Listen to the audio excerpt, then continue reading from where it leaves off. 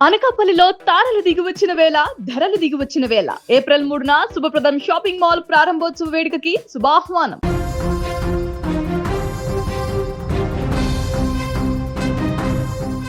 విలక్షణ నటుడు ప్రకాష్ రాజ్ కుటుంబంలో తీవ్ర విషాదం నెలకొంది. ఆయన మాతృమూర్తి సువర్ణలత ఇవాళ ఉదయం బెంగళూరులోని తన స్వగృహంలో కన్నుమూశారు. గత కొంతకాలంగా వయసు రీత్యా అనారోగ్య సమస్యలతో బాధపడుతున్న ఆమె పరిస్థితి విషమించడంతో తుది శ్వాస విడిచారు. తల్లి మరణ వార్త తెలియగానే ప్రకాష్ రాజ్ హుటాహుటిన బెంగళూరుకు బయలుదేరి వెళ్లారు. ఇక తల్లితో ప్రకాష్ రాజ్కు ఉన్న అనుబంధం ఎంతో ప్రత్యేకమైనది. షూటింగ్లతో ఎంతో బిజీగా ఉన్నప్పటికీ ఆయన తరచూ తల్లిని కలుస్తూ ఆమె బాగోగులు చూసుకునేవారు.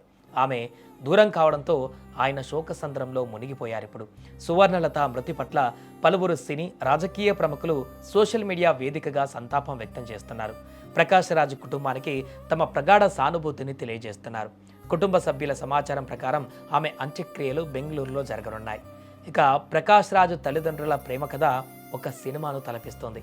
కర్ణాటకలోని హూబ్లీలో ఒక అనాథ శరణాలయంలో పెరిగినటువంటి సువర్ణలత నర్సింగ్ విద్యను అభ్యసించారు. ఆ తర్వాత బెంగళూరులోని ఒక ఆసుపత్రిలో నర్సుగా చేరారు. అదే సమయంలో వ్యవసాయం ఇష్టం లేక మంగళూరు నుంచి వచ్చిన ప్రకాష్ రాజ్ తండ్రి అనారోగ్యంతో అదే ఆసుపత్రిలో చేరారు. అక్కడ సువర్ణలతను చూసి ప్రేమలో పడి ఆమెను వివాహం చేసుకున్నారు.